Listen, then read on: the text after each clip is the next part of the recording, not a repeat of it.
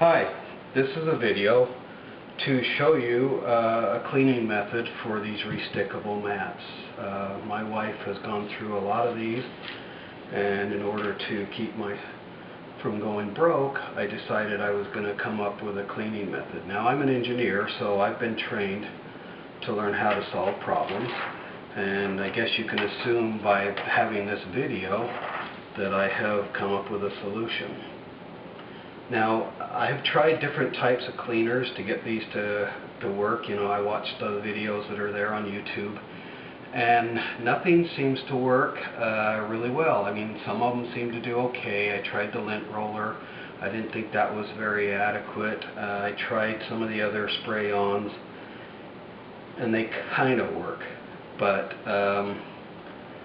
I wasn't convinced that that was the correct method. So what I did is I sat down with my son. My son is a chemist, and between him and I, we come up with this formulation of a cleaner that cleans very well, and it doesn't leave a residue behind, and it's called Juna Baby.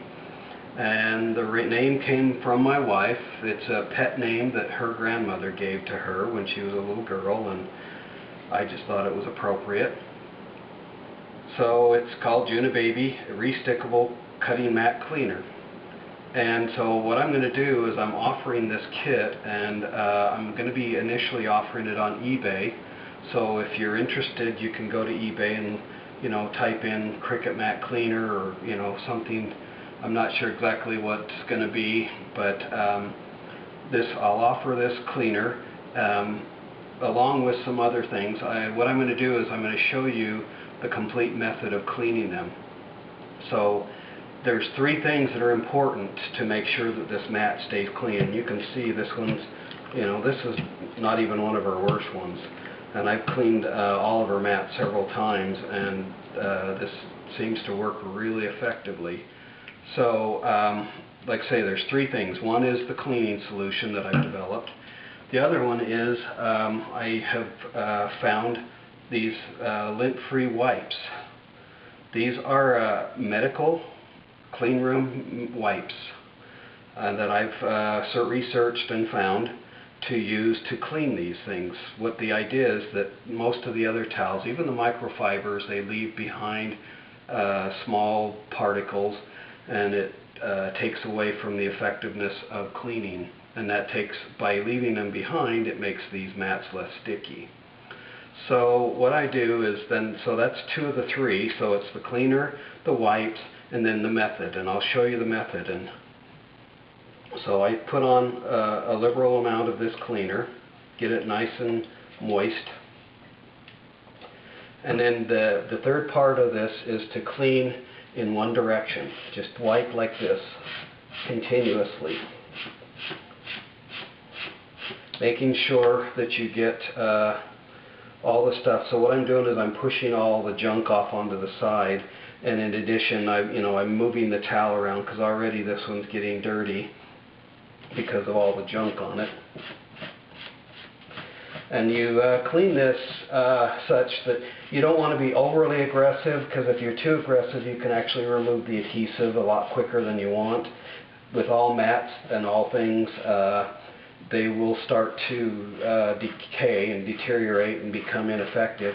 Even with my cleaner, some of it, you know, after, I don't know, I haven't found the magic moment yet when they no longer work cleaning them like this. And so, just, you know, so now I'm doing the other side. Doesn't look like a bad spot there.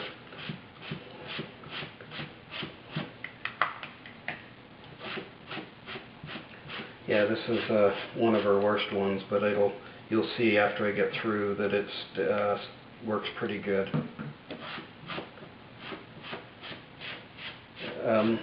So I remove a lot of the fuzz balls. And then, like, my wife likes to use the glitter paper too, and I can get most of the glitter off, but not all of it. I don't know if you can see it, but there's already glitter and crap over here that, and you can see already it's starting to work. But I just, like I said, you don't want to be too aggressive, but you want to be aggressive enough that you can push the fuzz balls off. I'll do one more time, one more pass. Again, moving this around because, like I said, there's already getting to be quite a bit on here.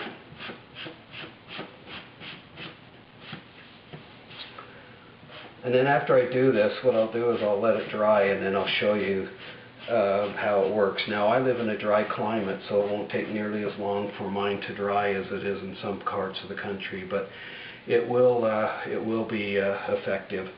So, just to kind of give an idea, I did some research on the cost because I wanted to make sure that all the money that I've invested in creating this cleaner and getting these wipes and that, I didn't want to make it so that it wasn't cost effective. So I did a little research, and for the 12 by 12 Cricut mats, they're in a set of 2, and average price per mat is about $6.50. And if you can get anywhere from 15 to 20 mats cleaned with my cleaner, you will save anywhere from $97 to $130. I looked up the Silhouette Cameo mat, and they're $15 a piece, and so you can save anywhere from $225 to $300 a piece on these. So one other thing that I do while this is the mat's drying, I will wipe this clean,